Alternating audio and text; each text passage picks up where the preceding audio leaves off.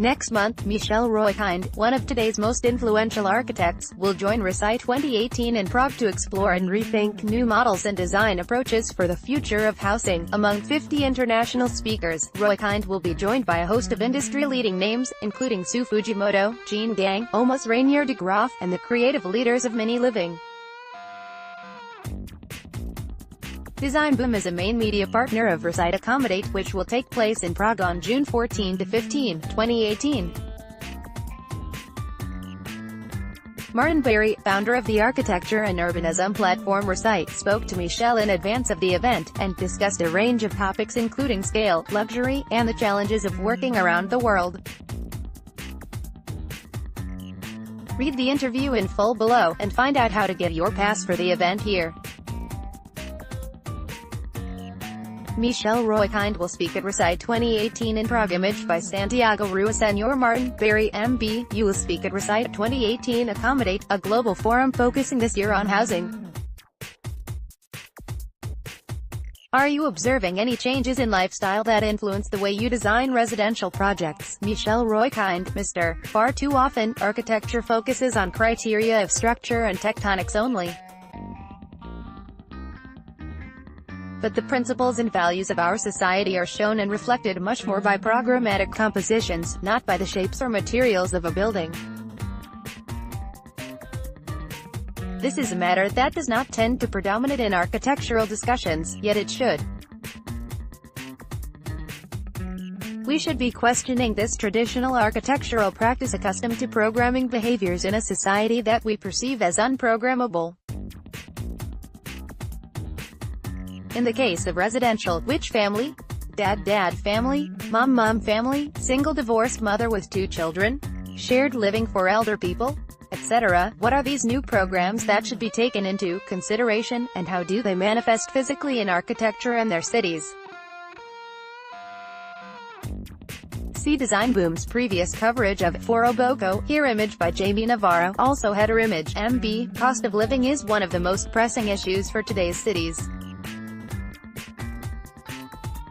Are there ways to mitigate cost of living in some of your residential projects? Is it ever part of the client brief?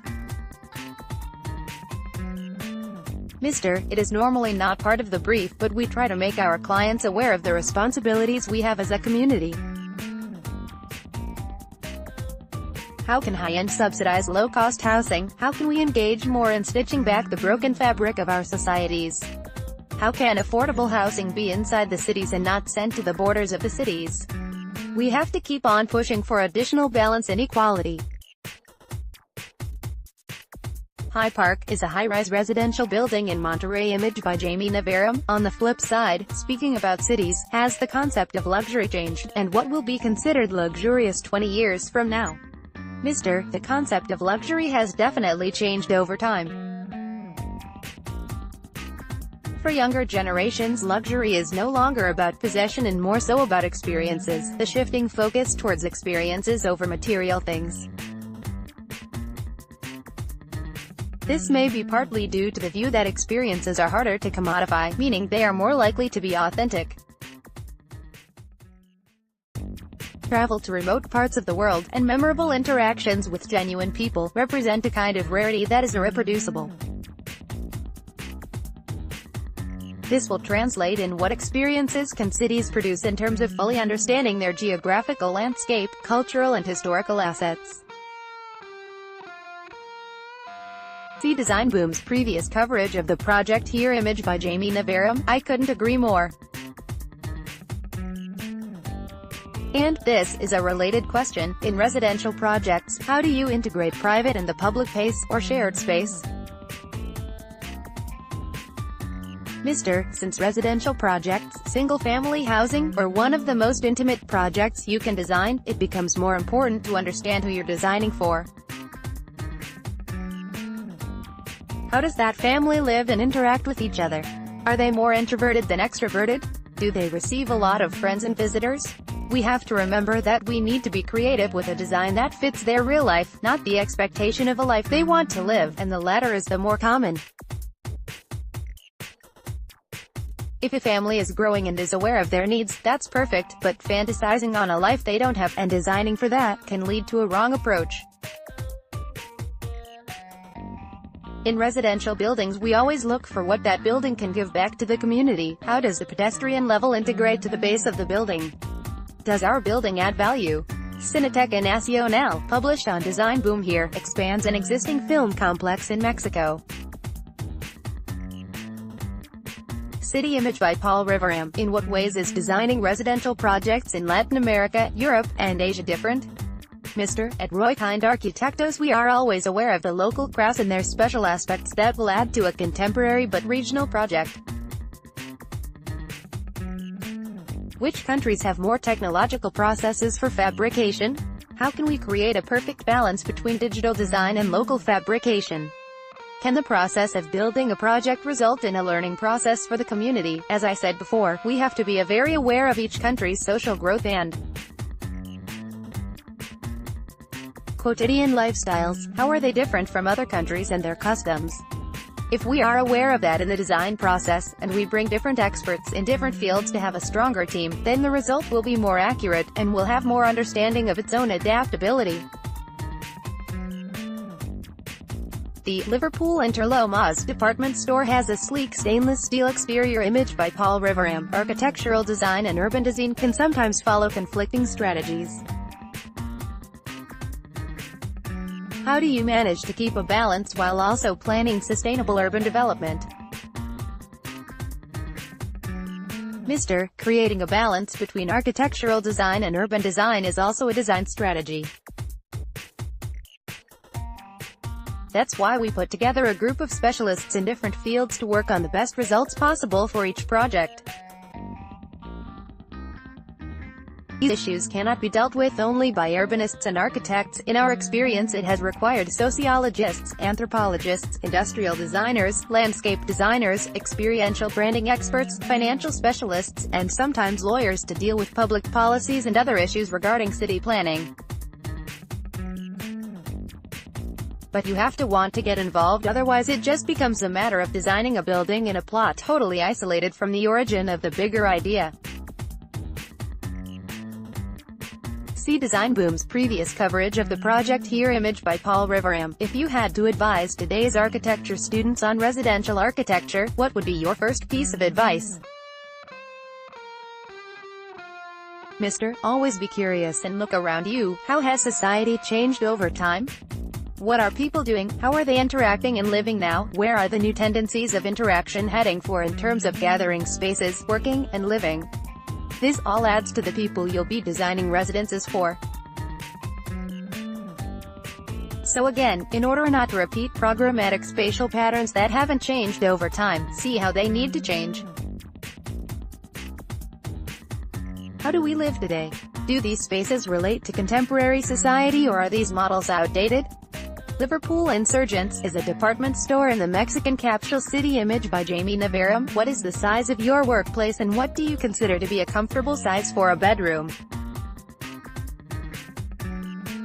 Mr. The current size of my workspace, if I'm not sitting down at the studio with my team, is a 5 by 3.6 meter space with 3 large windows. A comfortable size for a bedroom for me is 4 by 4 meters, also with a large window and cross ventilation. The project features a porous, habitable facade. Image by Jamie Navarro. Your portfolio has a huge diversity from residential buildings to big, public spaces like Foro Boca or Cineteca Nacional. What is your preferred scale in your design work? Mr. We have no preferred scale. We want projects that are challenging and that always look for a way to give to society. We always bring in additional thinkers to help us reprogram the original program asked for by the client, and we look for the best results possible. Mercado Roma is a restaurant that places a great emphasis on community. Image by Jamie Navarro. As a multi-talented artist, do you think that an interdisciplinary approach has become necessary for urban design? How has architecture changed throughout your career? Mr. I think that today, having an interdisciplinary approach to design is an obligation. If you are willing to collaborate openly, then you will learn in the process, and that goes for the whole team.